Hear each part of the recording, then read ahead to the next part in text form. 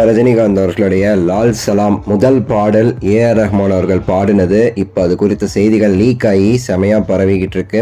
So என்னென்ன league ஆகிருக்கு அப்படிங்கிறது இந்த வீடியோவில் நம்ம டீட்டெயிலாக பேச போகிறோம். கடைசி வரை பாருங்கள், லைக் பண்ணுங்கள், ஷேர் பண்ணுங்கள், சப்ஸ்கிரைப் பண்ணி சேனல் சப்போர்ட் பண்ணுங்கள்.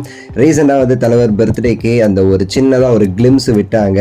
அது பார்த்தீங்கன்னா டீசரை வர பிரம்மாண்டமாக இருந்துச்சு. டீசரை வர இந்த ஒரு கிளிம்ஸ் பல பேருக்கு பிடிச்சிருந்துச்சின்னு சொல்லியிருந்தாங்க. அந்த மொய்தீன் பாயோடைய அந்த ஆக்ரோஷமான அந்த கோபத்தோட அந்த ஒரு கிளிம்ஸு, அதில் இருந்தே எல்லாருமே எதிர்பார்த்தது இந்த பாட்டு, அது பேக்ரவுண்டில் ஒரு மியூசிக் ஒன்று போட்டிருப்பாரு நம்ம பெரிய பாய் ரஹ்மான் அவர்கள். அந்த ஜலால் அப்படிங்கிறது அந்த பேக்ரவுண்ட் மியூசிக் வச்சு பின்னி படம் எடுத்திருப்பாரு நம்ம ரஹ்மான் சார்.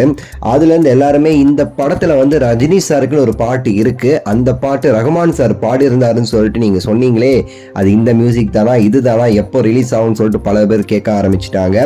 ஆக்சுவலாக அது குறித்து தான் இந்த ஒரு செய்தி. இந்த படத்தில் ஒரு பாட்டு ரஜினி சாருக்கு தனியாக இருக்குது.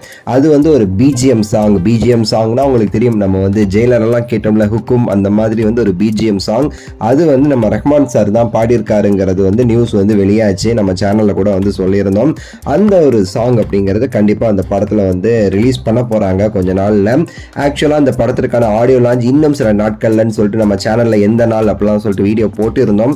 ஸோ அந்த வீடியோ அந்த ஆடியோ லான்ச்க்கு முன்னாடி அந்த பாட்டு ரிலீஸ் ஆகுமா அப்படிங்கிறது ஒரு கொஸ்டின் மார்க்கா இருக்கு. பட் ஆனால் ரிலீஸ் ஆகிறதுக்கு வாய்ப்பு நிறைய இருக்குது.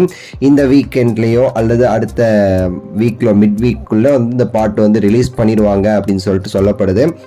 இந்த பாட்டால் வேறு ஏதாவது பாட்டு ரிலீஸ் ஆகுமா அப்படிங்கிறத ஒரு கேள்விக்குறி. சரிங்களா, ஆடியோ லான்ச்சில் எப்படி நம்ம கேட்டோம், அதுக்குள்ளே ரிலீஸ் ஆகாத பட்சம் கூட இந்த பாட்டுங்கிறது நம்ம ஆல்ரெடி அந்த பிஜிஎம் கேட்டிருப்போம், ஜலால் அப்படின்னு சொல்லிட்டு நம்ம அதுலேயே ரஹ்மான் சார் கோரஸாக ஆரம்பிப்பார்.